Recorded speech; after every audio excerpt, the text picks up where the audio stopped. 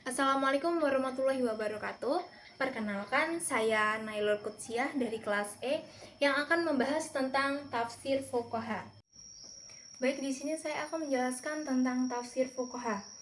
Tafsir fuqaha yang juga dikenal dengan sebutan tafsir ahkam adalah metode penafsiran Al-Quran yang berfokus pada ayat-ayat yang berkaitan dengan hukum-hukum syariat Islam. Nah, tafsir fuqaha ini disebut dengan tafsir fuqaha itu karena biasanya dilakukan oleh para ahli fikih.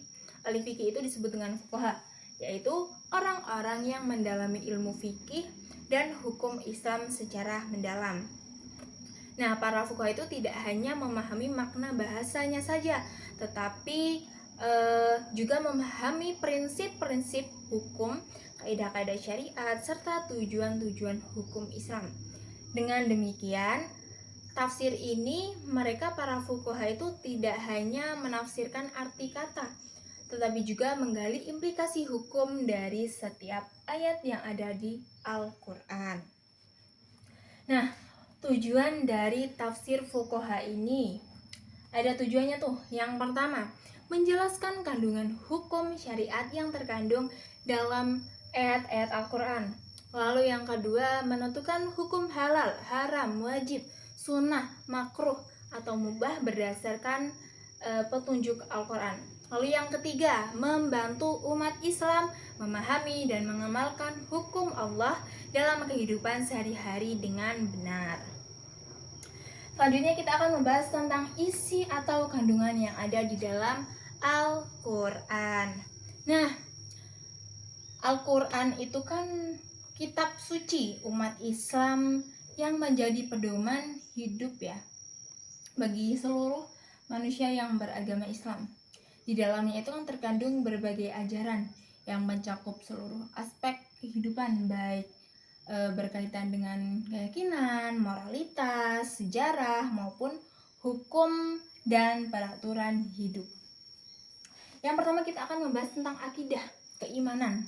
Nah, ayat-ayat akidah adalah ayat-ayat yang menjelaskan tentang kepercayaan atau keyakinan dasar dalam Islam. Tujuan dari ayat-ayat ini adalah untuk menanamkan keimanan yang benar kepada Allah Subhanahu wa taala dan hal-hal gaib lainnya yang menjadi bagian dari rukun iman. Tujuannya agar manusia memiliki dasar keimanan yang kokoh sebagai pondasi bagi seluruh amal perbuatannya. Yang kedua, kita akan membahas tentang akhlak, budi pekerti. Nah, ayat-ayat akhlak yang berisi ajaran moral, etika baik terhadap Allah maupun sesama manusia maupun makhluk hidup lainnya ya.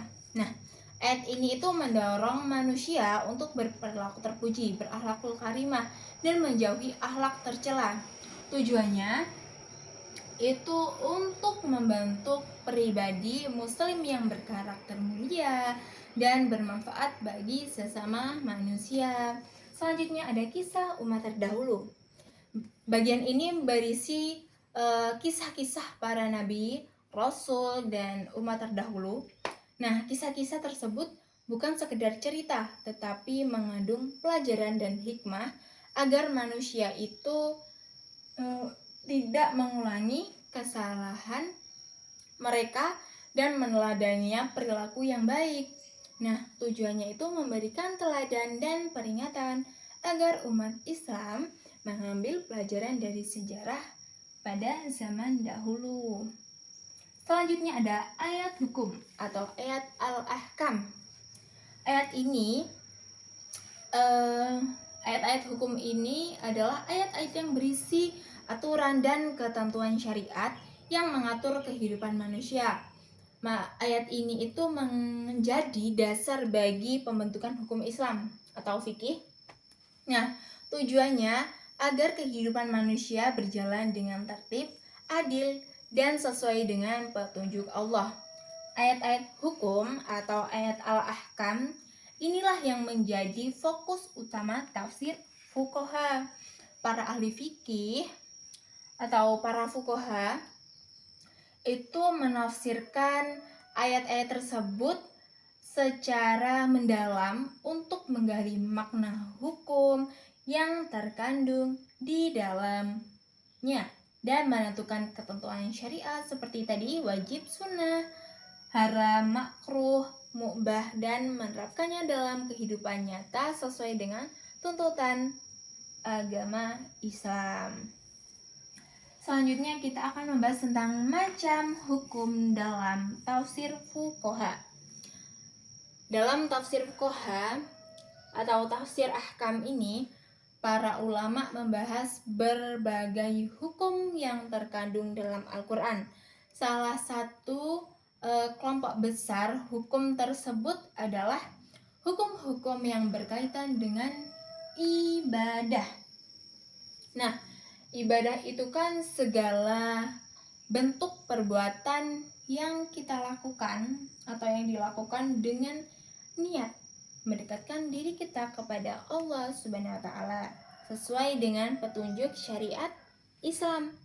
Hukum ibadah ini membahas tentang aturan-aturan yang mengatur hubungan manusia dengan Allah seperti tata cara ibadah, waktu pelaksanaan sholat, dan syarat-syarat sahnya ibadah itu apa aja sih? Itu tergolong di hukum ibadah ini. Nah, macam-macam ibadah menurut tafsir fuqaha. Yang pertama ada ibadah badaniyah, ibadah fisik. Ibadah jenis ini itu dilakukan dengan anggota tubuh jasmani. Dengan anggota tubuh ini tanpa melibatkan harta benda secara langsung. Contohnya seperti kita bersolat. Kita kan sholat itu dilakukan dengan gerakan, lalu mengucapkan bacaan tertentu sebagai petunjuk pengabdian kita kepada Allah Subhanahu wa taala. Lalu ada juga puasa, yaitu menahan diri dari makan, minum, dan hal-hal yang membatalkan puasa dari sejak terbit fajar hingga terbenam matahari. Selanjutnya ada ibadah maliyah ijtimaiyah, ibadah harta dan sosial. Ibadah ini berkaitan dengan penggunaan harta yang dimiliki seseorang untuk kemaslahatan orang lain. Disebut ijtimaiyah karena berdampak sosial dan bermanfaat bagi masyarakat. Contohnya seperti zakat ya, yaitu kita kan mengeluarkan sebagian harta untuk golongan yang berhak menerima seperti fakir, miskin, dan lain-lain. Terus ada sedekah dan akhlak, yaitu memberi harta secara sukarela untuk membantu sesama. Lalu ada juga wakaf, yaitu menyerahkan sebagian harta untuk kepentingan umum atau ibadah. Selanjutnya ada ibadah qalbiyah wa badaniyah, yaitu ibadah hati dan fisik. Ibadah ini melibatkan aspek hati, qalbiyah, seperti niat, lalu keikhlasan, kesabaran, dan keteguhan iman, serta aspek fisik badaniyah ya, seperti tindakan nyata. Contohnya berhaji. Itu kan kita memerlukan kesiapan hati, niat, lalu keikhlasan, lalu tenaga untuk kita melakukan perjalanan tawaf, wukuf, dan lain-lain. Lalu ada juga berjihad, yaitu dilakukan dengan keikhlasan hati untuk membela agama Allah dan bisa mencakup pengorbanan tenaga, waktu, dan harta. Lalu ada juga bernazar, yaitu janji dalam hati untuk melakukan sesuatu karena Allah yang harus ditepati dengan tindakan nyata. Yang kedua, kita akan membahas tentang hukum muamalah. Nah, secara istilah dalam fikih, muamalah itu adalah aturan syariat yang mengatur hubungan dan aktivitas manusia dengan sesama dalam kehidupan sosial, ekonomi, dan hukum. Nah, jika hukum ibadah itu mengatur hubungan manusia dengan Allah, nah maka hukum muamalah ini mengatur hubungan manusia dengan manusia yang lainnya. Tujuannya itu adalah untuk mewujudkan keadilan lalu kesejahteraan, dan keteraturan dalam kehidupan bermasyarakat dan bernegara. Nah, muamalah itu dalam arti khusus ya, yaitu kan transaksi dan hubungan sosial dan ekonomi. Bagian ini itu mengatur hubungan antara individu dalam kepemilikan, lalu transaksi, dan perjanjian. Nah, hukum ini kan menekankan kejujuran dan kerelaan antara pihak-pihak yang bertransaksi. Contohnya seperti jual beli. Kan jual beli itu kan adanya pertukaran barang dengan imbalan uang atau barang lain secara sah. Lalu ada juga hutang piutang, yaitu memberikan pinjaman kepada orang lain dengan niat membantu tanpa mengambil keuntungan yang batil. Selanjutnya ada sewa menyewa, yaitu memberikan manfaat barang atau jasa dengan imbalan tertentu. Lalu ada juga warisan, yaitu pembagian harta peninggalan orang yang meninggal sesuai dengan ketentuan agama Islam. Selanjutnya ada munakahat ya. Munakahat atau hukum keluarga. Nah, munakahat adalah bagian dari muamalah yang mengatur urusan keluarga dan pernikahan, mulai dari pembentukan rumah tangga hingga pemeliharaannya. Nah, ruang lingkupnya itu meliputi yang pertama ada nikah atau perkawinan, yaitu ikatan antara laki-laki dan perempuan untuk membentuk keluarga yang sakinah, mawaddah, dan warahmah. Lalu yang kedua ada talak, yaitu perceraian. Itu adalah jalan terakhir ketika hubungan rumah tangga tidak dapat dipertahankan. Lalu yang ketiga ada rujuk, yaitu mengembalikan hubungan pernikahan setelah talak 1 atau talak 2. Lalu yang keempat ada nafkah, yaitu kewajiban suami untuk menafkahi istri dan anak-anaknya. Nah, selanjutnya kita akan membahas tentang jinayah. Jinayah itu adalah bagian hukum Islam yang mengatur pelanggaran dan kejahatan serta menetapkan sanksi atau hukuman bagi pelakunya. Nah, tujuannya itu bukan hanya sekedar menghukum saja, tetapi juga mendidik dan menegakkan keadilan pada masyarakat, serta juga menjaga keamanan. Contohnya seperti zina, lalu pembunuhan, dan pencurian. Selanjutnya kita akan membahas tentang metode tafsir fuqaha.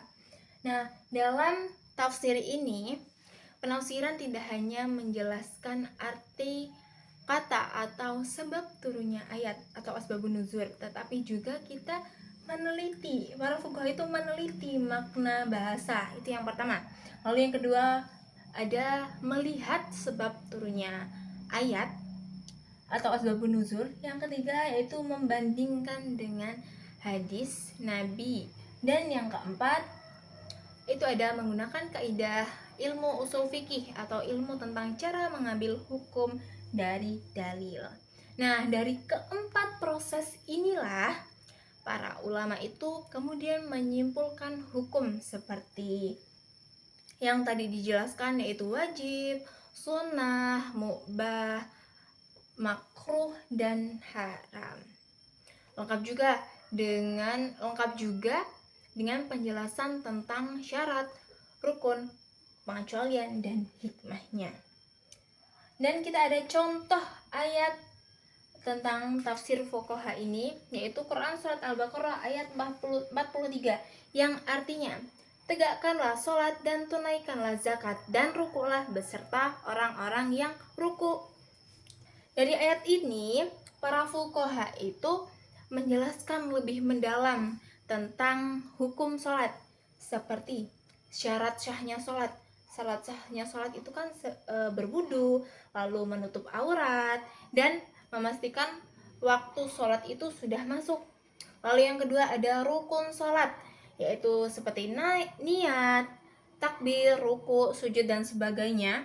Lalu yang ketiga ada syarat wajib salat, yaitu seperti sudah balik, berakal, dan beragama Islam. Nah, tafsir fuqaha itu adalah tafsir yang berfokus pada ayat-ayat hukum yang ada di dalam Al-Quran. Tujuannya itu supaya umat Islam memahami dan menerapkannya dalam kehidupan sehari-hari, baik dalam urusan ibadah kepada Allah maupun hubungan dengan sesama manusia. Mungkin cukup itu yang bisa saya sampaikan, kurang lebihnya saya mohon maaf. Saya akhiri, wassalamualaikum warahmatullahi wabarakatuh.